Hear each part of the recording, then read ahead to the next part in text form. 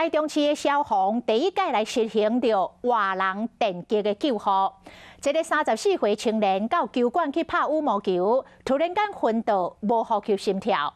虽然边仔的人紧急甲做 CPR 心肺复活术了后，有来恢复着意识，但是救护员到场透过仪器来监测，发现这个青年心跳跳真紧，真无正常，恐惊这个心跳随时会阁停去。赶紧透过线顶甲医师来讨论，嘛得到这家属的同意了后，甲这位清醒的青年来做电击。虽然是互伊听甲安尼惨叫，也毋过嘛互伊心脏的跳动恢复正常。好了，可以了，可以打了。消防人员到现场，这18人虽然讲因为恢复心跳嘛在人，也毋过消防人员透过仪器的监测发现讲，伊心脏跳了无顺。忍耐一下，会痛，不舒服。会很痛哦，好。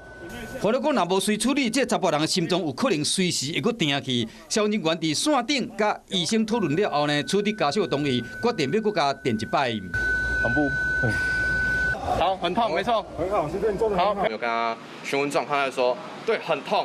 那他其实也有表示，痛完之后就有比较缓解的情况的。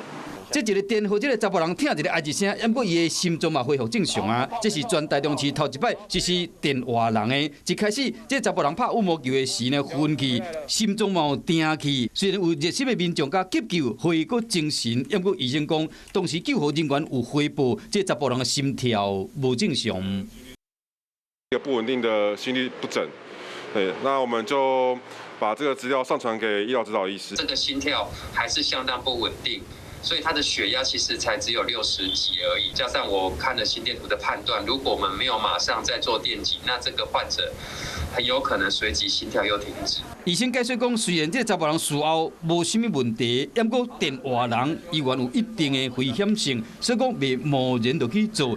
当时是认为这查甫人心律不整，恐惊有生命危险，才会取得家属同意了后，搁加电，嘛加载有这个决定，真正好这查甫人心跳恢复正常。